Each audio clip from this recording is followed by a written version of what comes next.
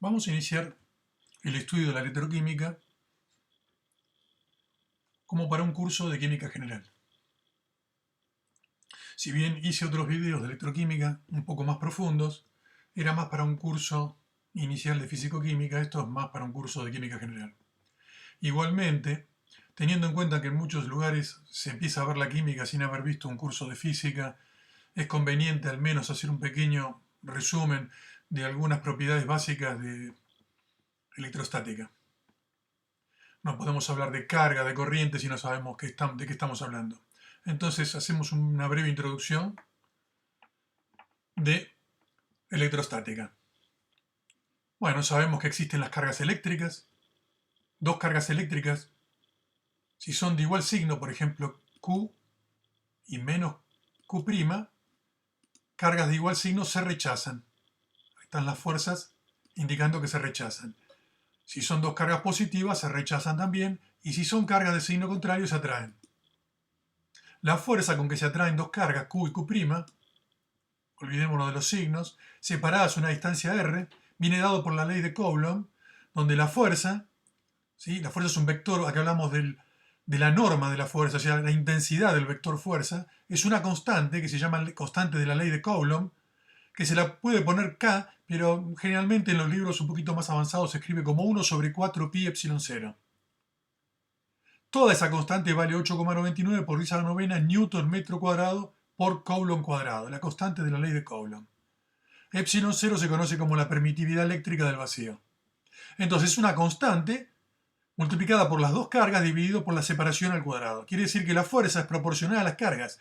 Cuanto más intensas son las cargas, más intensas son las fuerzas, y son inversamente proporcional al cuadrado de la distancia. O sea, a medida que se alejan, la R aumenta, el R cuadrado aumenta más y la fuerza disminuye rápidamente. La carga eléctrica se suele medir en Coulomb, Coulomb con la letra C mayúscula. La carga elemental es 1,602 por 10 a la menos 19 Coulomb. ¿Sí? La carga elemental es la carga que corresponde, por ejemplo, al electrón. En el caso del electrón es una carga negativa, es menos E, o sea, es menos 1,602 por 10 a la menos 19 Coulomb, o directamente menos E, tomando E como carga elemental.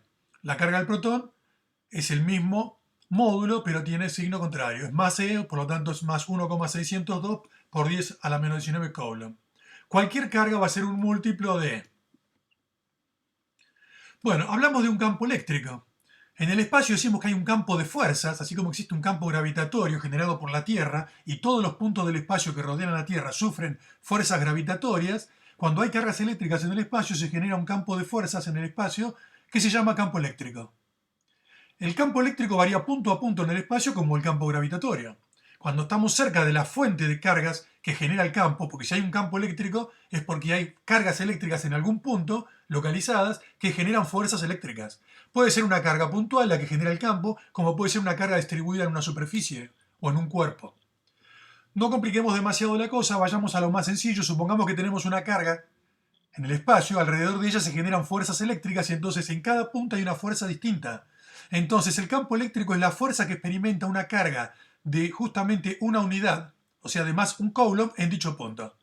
O sea que la norma del vector, el campo eléctrico es un vector, es la fuerza por unidad de carga. Es cuántos newton dividido la carga me va a decir cuántos newton por cada Coulomb. Entonces, si es F dividido Q, si miramos acá la fórmula, si yo divido por Q, F dividido Q, se va la Q y me queda 1 sobre 4 pi epsilon 0, la constante de Coulomb, por Q', que es la carga que genera el campo, sobre la distancia al cuadrado.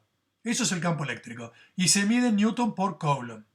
El potencial eléctrico absoluto de un punto es el trabajo requerido para traer una carga de un Coulomb desde el infinito hasta ese punto.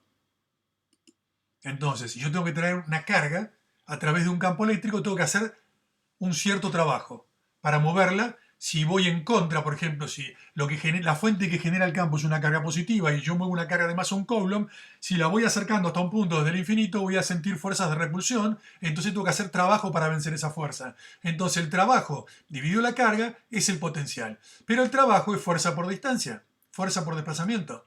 Entonces, para hacerlo de manera sencilla y no metiéndonos con ecuaciones diferenciales, Es una manera simple y aproximada de llegar a un resultado sencillo. La fuerza es la ley de Coulomb, la constante de Coulomb, por Q sobre R cuadrado por R sobre Q. R se simplifica con el cuadrado, Q se va y me queda la constante por Q', que es la carga fuente que genera el campo, sobre R.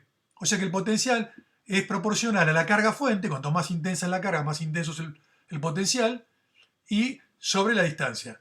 Por supuesto, cuando estoy en el infinito, si la distancia es infinita, el potencial es cero, cuando estoy muy lejos de la carga que genera el campo.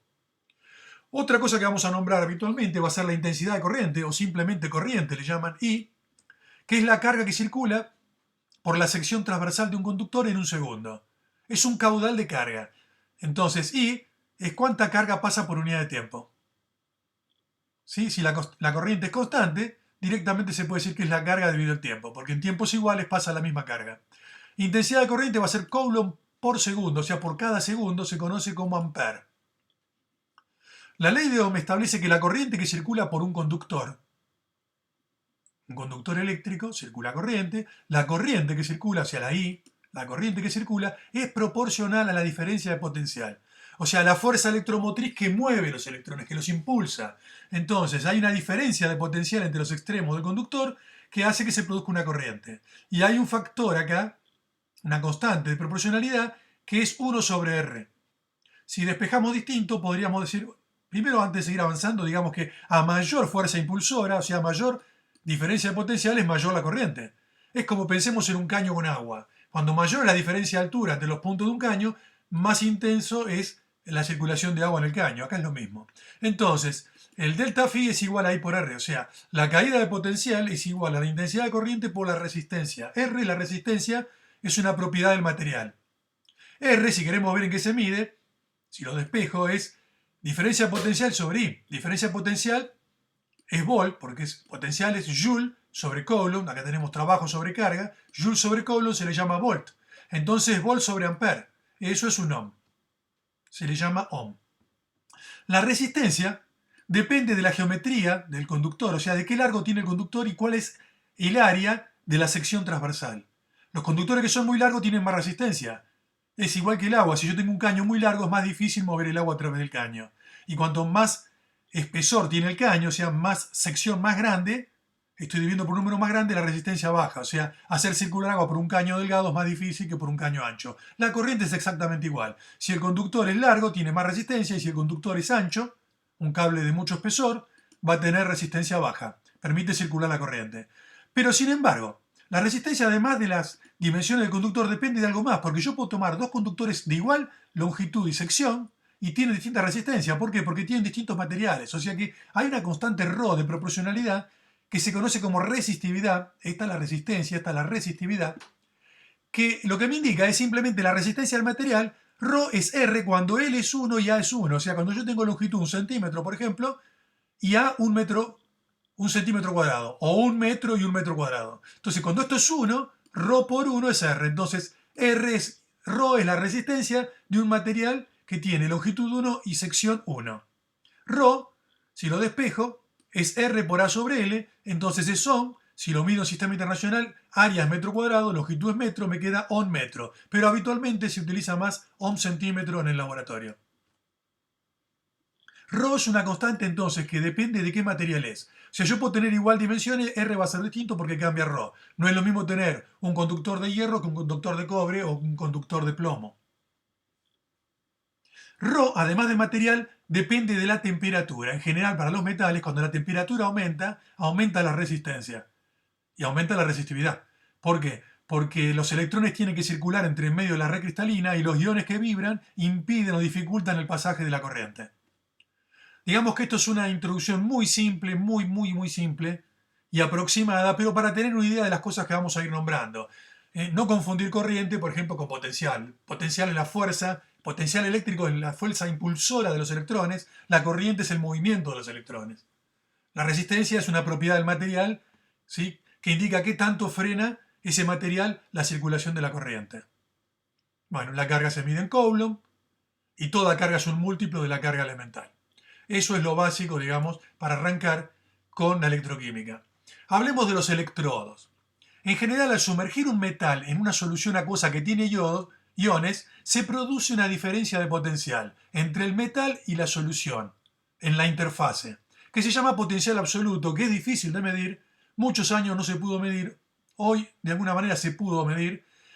Entonces se tomó un electrodo de referencia, que se llama electrodo normal de hidrógeno, ya lo vamos a ver cómo es, y se le asignó arbitrariamente un potencial cero, porque lo que se podía medir era la diferencia de potencial entre dos electrodos, por ejemplo con un potenciómetro, que sería lo ideal, o un voltímetro, pero no se podía saber el potencial absoluto de cada uno. Es como si yo tuviera dos personas y puedo medir la diferencia de altura, pero no puedo medir la altura de cada uno porque no puedo ver cómo están apoyados. Entonces, la diferencia de potencial se puede medir en el laboratorio, el delta phi, para un electrodo cualquiera y el de hidrógeno. Entonces, el delta phi es simplemente la diferencia potencial entre el electrodo X y el electrodo normal de hidrógeno. El cerito de arriba significa condición estándar, que ya lo vimos, significa que todos los gases están a un bar y los electrolitos en solución están a concentración 1 molar. Entonces, cuando tenemos soluciones que son todos 1 molar y los gases a un bar de presión, se puede aproximar con una atmósfera, pero es un bar en realidad, lleva el cerito arriba e indica que son potenciales en condición estándar. Bueno, la diferencia potencial se puede medir, pero como a este potencial le asigno arbitrariamente el valor 0, entonces directamente lo que yo mido en el laboratorio sería el potencial del electrodo X estándar en la escala donde el hidrógeno le asigno 0. Entonces la escala donde le asigno 0 al hidrógeno se conoce como serie electroquímica. Toma como referencia el electrodo de hidrógeno. Bueno, los potenciales se establecen estándar, se miden a 298 Kelvin y se tabulan. Para un proceso de reducción, un oxidante toma N electrones y pasa a la forma reducida, el reductor. Entonces, las distintas cuplas que podemos tener oxidante reductor, por ejemplo, zinc más 2 que se reduce a zinc 0, acá tenemos la cupla, el electrodo sería zinc, zinc más 2, tiene un potencial, comparado con el hidrógeno, negativo, menos 0,7626 volt. El del hidrógeno es protones que se reduce a hidrógeno, acá está la ecuación balanceada, este se le asigna 0. Se le asigna 0. En realidad se pudo medir y se sabe que no es 0. Pero hoy se acepta y se toma como 0, como un valor arbitrario, y toda la escala, ustedes van a decir, esta escala es falsa, pero las diferencias potencial, que es lo que interesa, son verdaderas. El electrodo, por ejemplo, de plata positivo con plata, esta cupla oxidante reductor tiene 0,7991 volt. Y así tenemos distintas cuplas, hierro 3, hierro 2, como son los dos iones de la redox, acá está hierro 3 que pasa a hierro 2, están en la solución acuosa. Para sacar los electrones se necesita un metal. El metal que se utiliza generalmente es platino, porque es un electrodo inerte que no reacciona y solamente extrae los electrones. A veces se utiliza oro o plata, en general platino. Tiene 0,771 volt. Esta tabla es más extensa y están todas las cuplas conocidas ya medidas. Entonces cada cupla es un posible electrodo, donde hay un oxidante y un reductor, y el potencial se adoptó como criterio que es un potencial para el proceso de reducción. Si yo diera vuelta a la reacción, el potencial cambiaría de signo, pero estaríamos en otra convención. La IUPAC adopta como convención potenciales de reducción, o sea, siempre son para la forma oxidada que se reduce, ¿sí? Con N electrones pasa a la forma reducida. Por ejemplo, la forma oxidada es el oxidante zinc 2, pasa a zinc 0. O la plata más 1 en el cloruro de plata pasa a plata 0. O el hierro 3 que pasa a hierro 2. Estos son los potenciales normales de reducción o estándar. Se miden en volt. Cuanto más grande es el potencial, mayor tendencia hay de que ocurra esta reducción, o sea que la forma oxidada pase a la reducida. Aclaro algo, que algo sea muy fuerte, por ejemplo, que un oxidante sea muy fuerte, como puede ser el cloro, que tiene un potencial muy alto, acá lo vemos, el permanganato también, que sean fuertes significa que quieren pasar a cloruro. Entonces, que sean fuertes significa que son inestables, por eso son muy reactivos y pasan a la forma reducida, que es estable y poco reactiva. El cloruro es estable, que es la forma reducida. El reductor cloruro es estable y es poco reactivo. En cambio, el cloro es un oxidante fuerte, lo vemos acá, y por eso es activo y es un oxidante fuerte. En cambio, acá vemos que es muy chiquito, o sea que esto no tiene mucha tendencia a reducirse. Entonces, al contrario, hay más tendencia del zinc a oxidarse a zinc más 2. Entonces, el zinc es acá el fuerte y el oxidante es estable y es el débil. El oxidante zinc es un oxidante estable, el zinc es un reductor fuerte. O sea que los reductores fuertes son los que tienen signo negativo. O sea, no tiene mucha tendencia a ocurrir la reducción, sino más bien la oxidación. Son los metales que se quieren oxidar fácilmente al aire libre. Y los oxidantes fuertes son generalmente formas con cargas muy alta. El permanganato acá tiene manganeso 7, que es muy inestable, y quiere bajar a manganeso 2. Entonces, inestable es reactivo, por eso es un oxidante fuerte, y el reductor manganeso 2 es un reductor muy débil.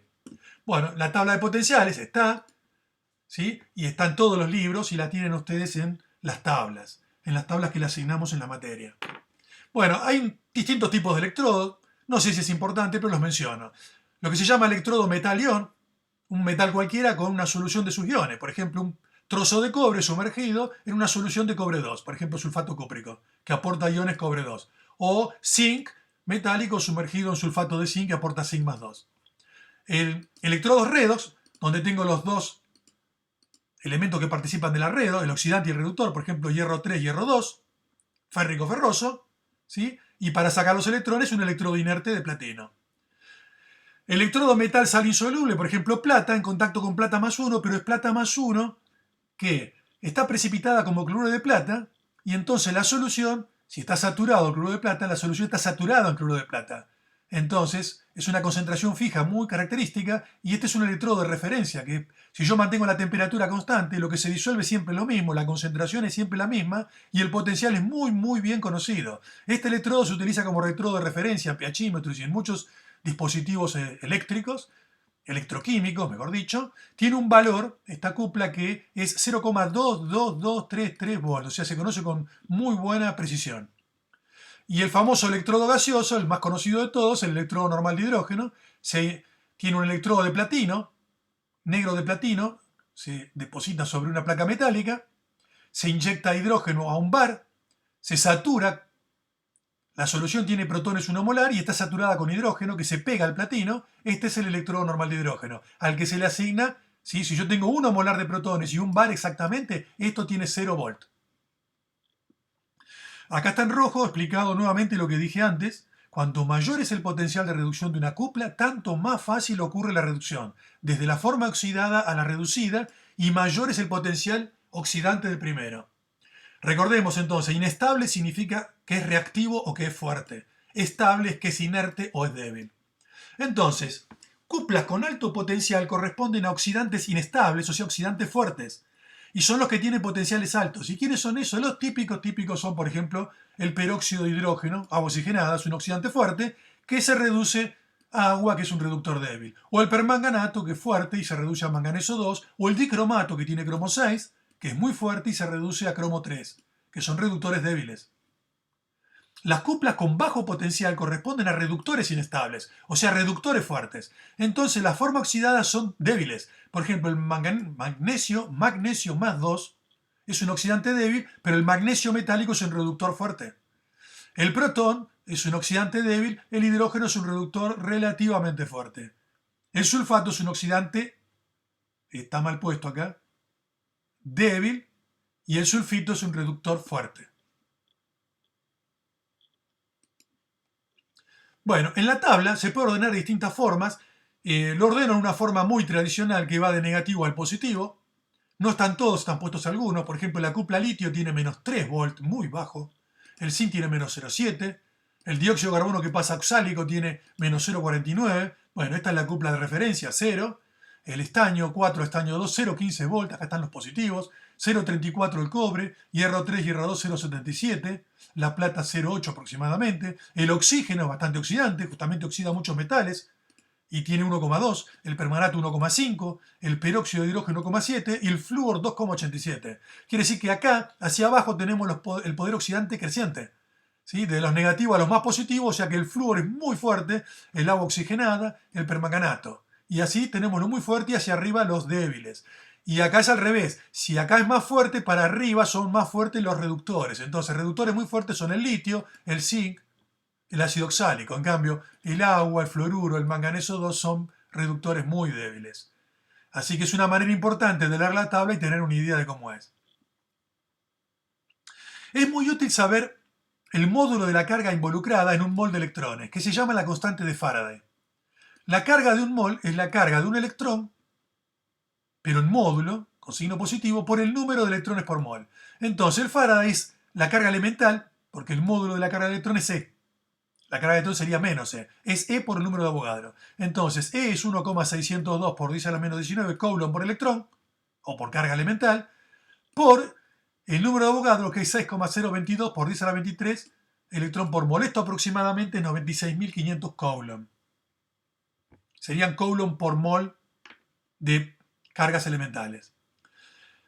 La carga eléctrica de un sistema redox, donde circulan n moles de electrones, va a ser la carga de un mol, que es F, por el número de moles. Como el Faraday se define como un número positivo y la carga de los electrones es negativa, entonces hay que ponerle un menos adelante. Menos n por F, o sea, n es el número de moles de electrones que aparece en la M ecuación balanceada, cuando ponemos los electrones en la M ecuación, por el Faraday, que es 96.500, nos da la carga que circuló en esa M ecuación cuando se produjo la reducción de la forma oxidada a la forma reducida.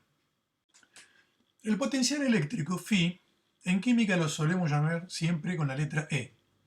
No confundir con campo eléctrico, es potencial eléctrico. Es trabajo por unidad de carga. Para hacerlo fácil, carga es menos n por F, si estamos hablando de n moles de electrones. Entonces, despejando de acá, tenemos que el W eléctrico es menos n por F, pasa multiplicando la E. Pero el trabajo eléctrico es igual al cambio de la función de Gibbs. Trabajo, el cambio de energía libre en el proceso redox espontáneo, es el trabajo eléctrico que puede entregar la pila o el sistema electroquímico. Entonces, delta G menos N por F por E, que es lo mismo que trabajo eléctrico, y es delta G0 es menos N por F por E0. Es decir, si estoy hablando de estado estándar, donde los gases están a un bar y los electrolitos o las especies disueltas están en concentración 1 molar, el potencial eléctrico del electrodo lleva un cerito de estándar y el delta G también. Vamos a hablar de potenciales parciales de lo que es diagrama de Latimer. Imaginemos un metal que tiene distintos cationes. Un cation A, otro B y otro C, donde A es más chico, la carga que sigue es B y la carga más alta, el estado de oxidación más alto es C. Entonces, podemos pensar una reducción gradual. Desde el más alto de C pasa a B y de B baja a A. Entonces, de C a B, para que baje el cation de la carga más alta a la carga que sigue, toma N1 electrones, es el delta G de la primera etapa. Delta G, acabamos de ver que es menos N por F por E, en condiciones estándar. Le pongo 1 porque se tapa 1. El E01 corresponde a este electrodo que está acá, que sería el potencial estándar de M más C a M más B, o sea, del cation con carga C al cation con carga B. Eso es el E01 que está acá. N1 son los moles de electrones involucrados en la ecuación balanceada y F la constante de Faraday. Cuando hago la segunda etapa, desde B hasta A, lo mismo, toma N2 electrones en la etapa 2, el delta G va a ser menos N2 por F por E. N2 son los moles de electrones de esta etapa, F la constante, E02 es el E0 de esta cupla, de más B a más A. Acá está, es el E0 de M más B a M más A. Lo puse 2 para escribirlo más fácil. Ahora, si sumo las dos etapas, se simplifica el B y tengo que MC baja a MA y son N1 más N2 electrones. Entonces le llamo etapa total, que sería entre C y A, y delta G sería el número total de moles, que acá es menos N1 más N2, son los electrones totales, por F por el E0 total. Ahora, si este proceso suma de la etapa 1 y 2, sabemos de la termodinámica que el delta G total es la suma de la primera etapa más el delta G de la segunda etapa. Entonces reemplazamos cada uno de estos porque los tenemos acá. Entonces, menos N1, N2, F0 total, menos N1, F01, menos N2, Fe02. Todos tienen menos, se puede multiplicar todo por menos 1 y dividir todo por F, miembro a miembro, desaparece el negativo y la F. Y me queda simplemente que N1 más N2 por el E0 total es N1 por el E01 más N2 por el E02. Es decir, el E0 de la etapa total no es la suma de los E0, sino que cada E0 va multiplicado por su número de electrones y el total también, entonces uno despeja acá el que le falta. De esta manera tenemos una vinculación entre el estado de oxidación más alto y el más bajo. MC toma N1 electrones y pasa al cation intermedio B. El cation intermedio B con N2 electrones baja al A. Y en una sola etapa sería tomar un número total de electrones que es N1 más N2.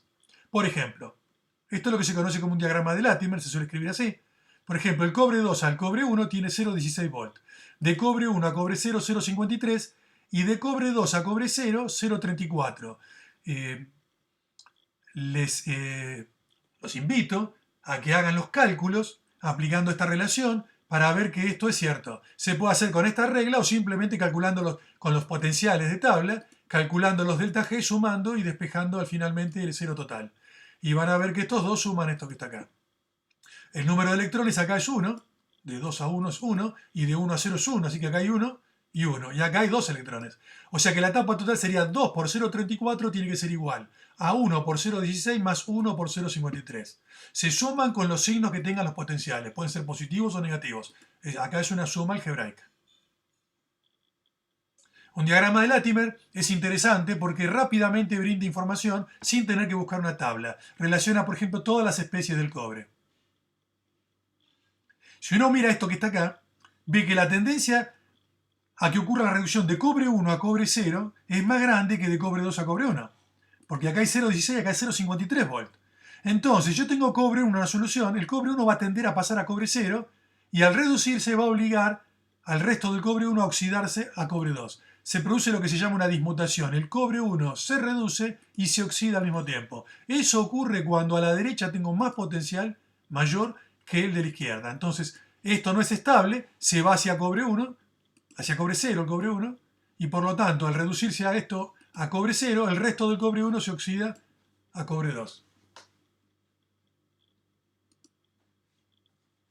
Bueno, ¿qué pasa si los electrodos no están en las condiciones estándar? Las condiciones estándar son los valores de los potenciales de electrodo de reducción que figuran en la tabla. Bueno, sabemos de la termodinámica que el delta G de un proceso, que puede ser electroquímico, es el delta G estándar más RT por logaritmo de Q, donde Q es el cociente de reacción, que involucra a todas las especies como una constante de equilibrio, pero con los valores iniciales de concentración o de presión parcial si se trata de un gas, expresado en bar, concentraciones en molar. Entonces, delta G vimos que es menos N por F por E, y delta G0 es lo mismo, solamente que si es delta G estándar, involucra el potencial estándar. Si es el delta G en cualquier condición, involucra el potencial en cualquier condición. Entonces yo puedo reemplazar delta G acá y delta G0, y tengo menos N por F por E, acá tengo menos N por F por E0, más RT logaritmo de Q.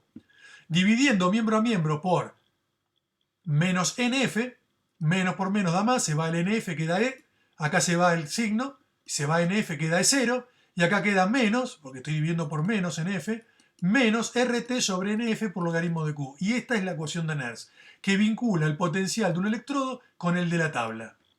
¿Cuándo se usa esto? Cuando mi solución o mi electrolito o mi cupla está en una condición que no es la estándar. O sea, cuando las concentraciones no son 1 molar o los gases no están a un bar. Hay que corregirlo con el factor Q, ¿sí? Que es el cociente de reacción. Como se suele trabajar a 25 grados, T suele ser 2,98. Además, se suele cambiar el logaritmo neperiano por logaritmo decimal, ¿sí? Entonces, el logaritmo natural de Q es un factor de conversión que es 2,3026 por logaritmo decimal de Q. Entonces, podemos introducir todos estos cambios. T es 298,15 tomado correctamente con todos los decimales. El Faraday exacto no es 96.500, sino que es 96.485. Y R 8,314. Entonces, si hacemos R por T sobre F, con el cambio de base que es 2,3026, esta ecuación cambiamos, acá cambiamos, ¿sí? Pusimos todos los valores, y toda esta cuenta, ¿sí? Termina dando 0,059 joules sobre Coulomb, que es 0,059 volt. Entonces, en lugar de escribir RT sobre NF, vamos a poner simplemente 0,059 y el logaritmo va a ser decimal de Q, porque dentro del 0,059 está el factor de conversión de cambio de base de logaritmo. Entonces, la ecuación de Nernst que vamos a usar nosotros en la práctica es mucho más sencilla, ¿sí? Pero cuando vemos el 0,059 tenemos que recordar que estamos a 25 grados. Si no, hay que usar la ecuación original. Entonces, el potencial de una cupla, de un electrodo cualquiera, es el de la tabla, menos una corrección que es 0,059 sobre n, el número de moles de electrones de la mi ecuación balanceada, por el logaritmo decimal de Q, cociente de reacción. Por ejemplo, calcular el potencial de la cupla ácido hipocloroso a cloro, si tenemos una concentración de hipocloroso de 0,1 molar, protones 10 a la menos 2 molar, y presión de cloro 0,2 atmósferas.